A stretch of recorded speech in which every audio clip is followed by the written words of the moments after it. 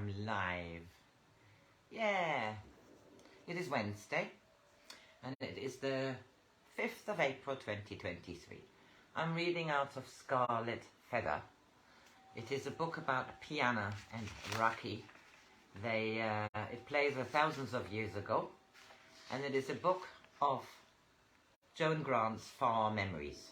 She was a far memory reader or writer. The books she wrote are from her own memories of that life.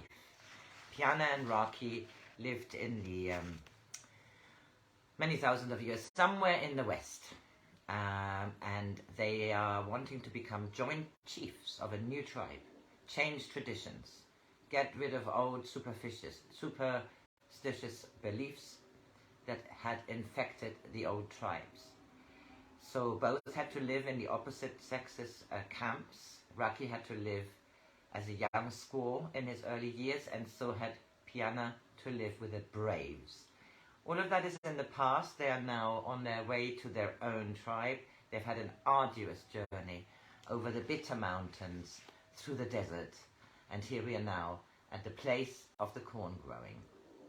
We stayed 3 days beside the water that had given us life. Only a series of shallow pools threaded by its stream, but to me stronger than a river of many rapids.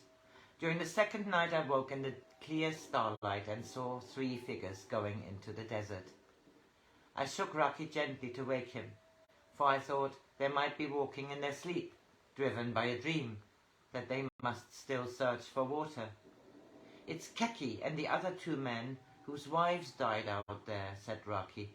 "They're only going to put full water skins beside the women, who may not yet have reached the great river." The others must have guessed why they had gone, for no one mentioned their absence. The next night I heard them coming back. I do not know how deeply they mourned. They gave no sign of grief, unless it was to become impassive, as ordinary redskins. It was thinking about them that made me say to Raki, "Why is it that we often hear our people quarreling, and even sometimes quarrel ourselves? I never heard the men of the 2 trees raise their voices except in cold, disciplined anger, and though the women quarreled among themselves, they never did so in the hearing of the chief or the elders. And for anyone to weep, even in privacy, was bitter shame. The old rule taught us to conceal our feelings, for any emotion was a weakness to be overcome. But we have learned that love is the source of life, and that love cannot be shut away to be used by expediency. Love heightens feelings and changes the cold black and white of habit into many colors. There is no light without a shadow, and I think that every shade of feeling has its somber opposite. The weak man may learn to be impassive, but the strong man can live by love, because he is not afraid of hatred. Raki, I've never seen a man weep until Gorky wept at Doruk's death. He wept because he had learned to love. We had taught him how to feel. Will they be grateful, Raki, when they discover that in teaching them to accept emotion, we have opened their hearts to hatred and quarrels as well as to love? Do you love me less, Piyanah, because sometimes we disagree? Do you realize that when we were children, we never quarreled? You never slapped me, and I never pulled your hair. Perhaps we never wanted to, or was it because we had been taught that every action has an unnatural importance? They tried to teach us never to be natural, always to behave according to traditions. How many times, Piyanah, has a thorn worked deep into your foot because tradition decreed that it would be weak to take it out before the leader of the file had given the signal to rest? Quarrels may be a way of pulling out a thorn before it works into the flesh, and impassivity the cause of a festering wound. I smiled. Then the heroine is moving in the right direction, for I've heard men quarreling with their wives in a way which would have horrified the elders. Does it matter very much when they have also learned to laugh with them? When we were ready to go on, we kept downstream, for although we had reached the southern boundary of the desert, we were reluctant to leave the sound of running water. Gradually the scrub gave place to richer vegetation, and we could see hills in the distance. Then, 22 days after we had left the blue smokes, our stream led us to a wide river which ran through meadows thick with flowers.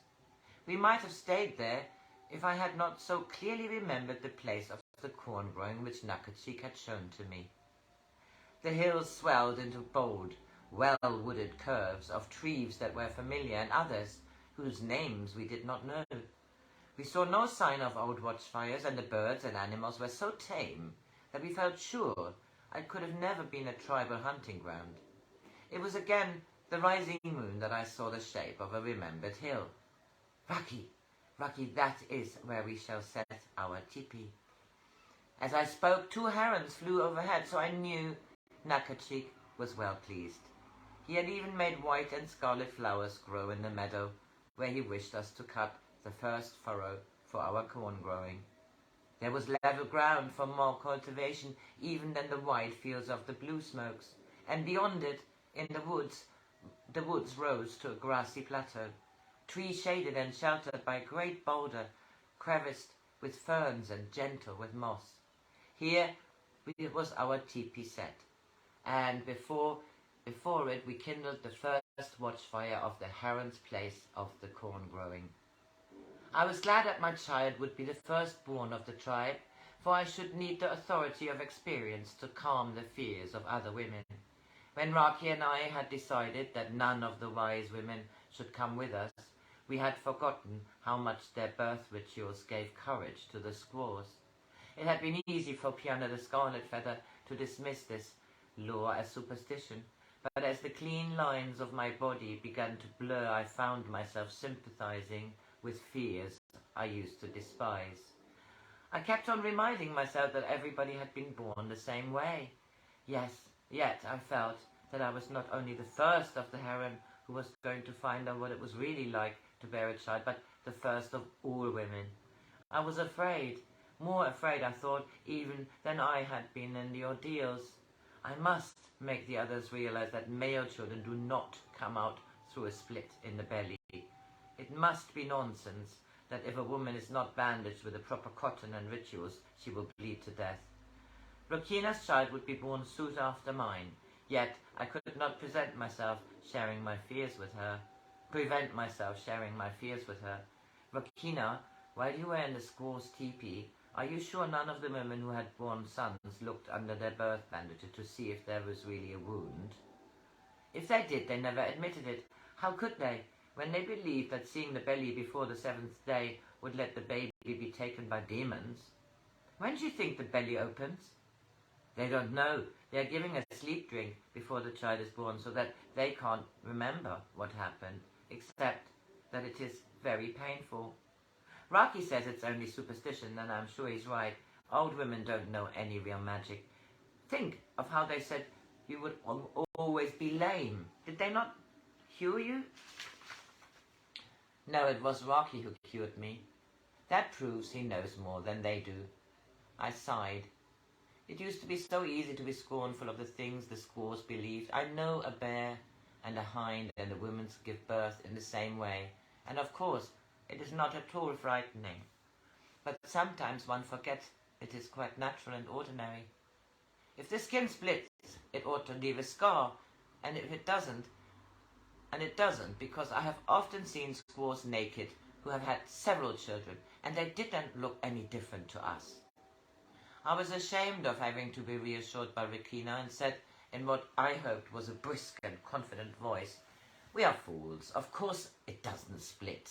I'm a chief, and yet because my belly is as swollen as a drowned rat's, I behave as though I went blind as a maggot." If it had not been for Rukina, who because of Raki thought I could never feel or act like a fool, those slow moons would have made me despair for the future of the herons. Gradually, I became further estranged from the other women, as they reverted to the superstitions of which we had hoped they were free. They blamed me for bringing them south, and so putting the barrier of the great thirst between them and the people of the old tradition. They were not bitter with Raki, for as he was a man, they expected his decision to be beyond their comprehension. decisions which were sure to be unreasonable, but which must be accepted without question according to the custom. Yet now that my body showed that I shared the weakness of squaws, they took little notice when I tried to reason with them. They whispered that I had a storm of the sacred cotton, that I had a store of the sacred cotton, and refused to share it. And some even dared to say that Raki had been taught the rituals by Nonna, and that I should be the only one who would live to see her son. I was really angry with them when they began to ask the great hunters to send them daughters, so as to protect them from the dangers of bringing forth sons. But it produced little effect. I knew I had failed with them when I saw they still refused to touch a knife or an arrow or a fish spear, all of which are associated with the birth of sons. Raki decreed that each woman was to bear her child alone with her husband, so that he would understand what it was like. The men were more afraid of this than if he had ordered them to collect the claws of 10 bears in the season of cubs. It was only when Raki kept telling me that it was as easy for women to bear a child as for a goat to have a kid, that I realized he just worried as much as any of the others. I knew he would never lie to me if I asked him a direct question, and I determined that the barrier of patience with which had grown between us must be broken down, even if in so doing it adding to my fears. Raki, do you really know anything about birth? No, because you've seen, and not only just because you want to believe. How many more times must I tell you that it is only reasonable that children of both sexes should be born in the same way? I don't want to know what's reasonable. I want to know what is true. Reason and truth are the same. Was it reasonable to take a tribe into a strange country without recognizing how ignorant we were? I didn't have a chance to find out the really important things. You lived in the squaw's teepee. I didn't. What did you think you were there for? It is very easy to laugh at superstitions, but it is no use being superior unless you know more than the other people do. Part of me could still stand aside watching Piyanah behave like a child who used to decoy Nini into anger, but the rest of me was desperately serious. Do you really know what happens? It's no use trying to pretend if you don't. Raki was smiling as he often smiled when I told him of a petty quarrel which belonged to somebody else, and he said soothingly, I thought that since you had watched the kid. I interrupted. If you tell me again that I have only to consider how easily goats have kids, I shall forget that scarlet feathers are impassive, or that a woman should honor the man who takes her first for his squaw. Even then he did not realize I was angry, and instead of answering, he pointed out through the open teepee flap and said, Takini is coming up from the river, and he has caught so many fish he can hardly carry them. He went on carving the haft of a fish spear, calm and imperturbable, pretending he could change the mood of a woman by ignoring her. How dare he ignore me? Suddenly I remembered how I had often longed to throw something at the elders as they sat by the watchfire, so aggressively undisturbed by the sound of quarrelling from the squaw's teepees. I was no longer Piyanah watching herself being foolish. We were one person, the angry woman and the angry child. Before we began talking, I had been scouring a cooking pot with sand. I saw it glance off the side of his head. He put up his hand involuntarily and then went on with carving as though nothing had happened. Blood trickled from his hair above the right temple and dripped off the angle of his jaw. Suddenly I forgot everything except that Raki was hurt, and it was my fault. Please forgive me, Raki. Does it hurt very much? I didn't know it was so heavy, and I didn't really mean to throw it at you. But I knew you were going to tell me about the kid again, and I couldn't bear it. Please, Raki, don't hide things from me, and I promise I won't be a coward anymore. He took me in his arms. You are never a coward, my Piyanah. I am the coward, for I dared not admit, even to myself, that you might be in any danger. Nearly all the time I'm sure that nothing terrible is going to happen, and then I start thinking about the birth teepee and the sound of women screaming before the cry of the child, And then I'm terrified, Piyanah. That's why I keep on telling us both that it's not dangerous, not even so dangerous as taking a canoe down a very small rapid. I wasn't frightened or alone anymore. Nothing could be horrible if Raki and I shared it. Nothing could be really dangerous if we fought it together.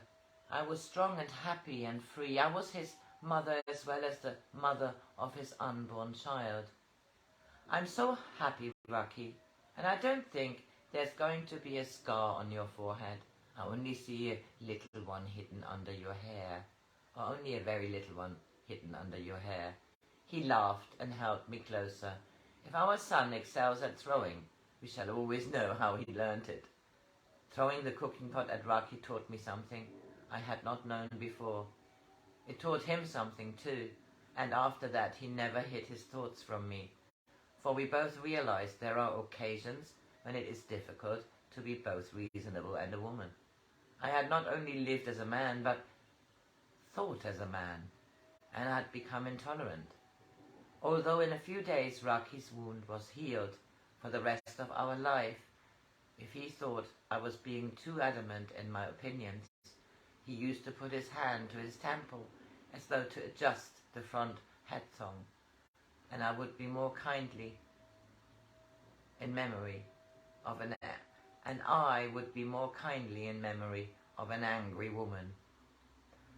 Right, here's the end, and the next chapter is entitled The Firstborn.